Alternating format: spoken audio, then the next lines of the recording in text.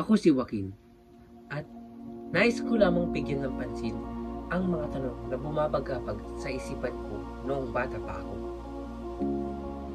Naalala ko, palagi kong tinatanong sa sarili ko, ano nga ba ang halaga ng isang boto, isang pirma, isang marka sa balota?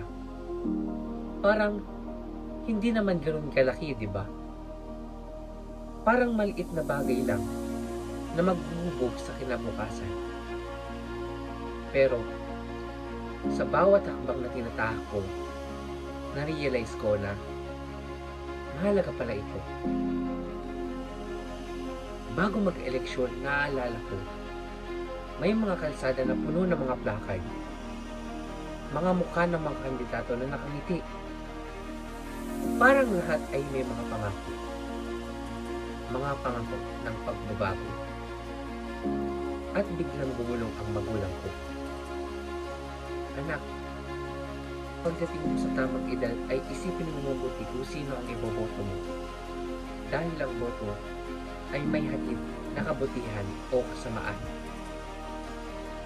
At hindi sila nagkakamali roon. Pero hindi pa rin mapanatag ang isipan ko. Bakit nga ba may eleksyon? Bakit nga ba may kandidato? Hindi ba't ang mga pangako nila'y parang bula na mabilis na maglaho? Puno ng mga pangarap, pero marami naman ang natatakot. Parang hindi ko na alam kung sino ang paniniwalaan. Ang buhay ay parang eleksyon. Hindi natin alam kung saan ang tamang direksyon. Pero kailangan natin mag-desisyon. Kailangan nating bumoto. At sa bawat boto, sa bawat hakbang ay may kahulugan. Hindi lang ito para sa ngayon. Ito ang magdidikta sa landas sa mga susunod na henerasyon. Hindi lang sa mga matatanda, hindi lang sa mga leader, kundi para sa amin, para sa mga kabataan na hindi pa nararanasan ang tunay na laban. Pero may mga pangarap na nakatanim sa aming puso. Kaya hindi pwedeng walang pakialam. Hindi pwedeng hindi magdesisyon. Ang eleksyon ay hindi lang halalan ng mga pangalan.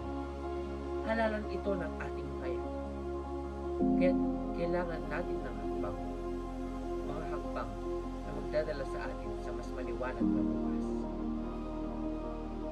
Alam kong bata pa ako, pero alam ko sa boto nagsisimula ang pagbabago. Hindi lang ito laro ng mga matatanda. Kasama ako. Kasama tayo.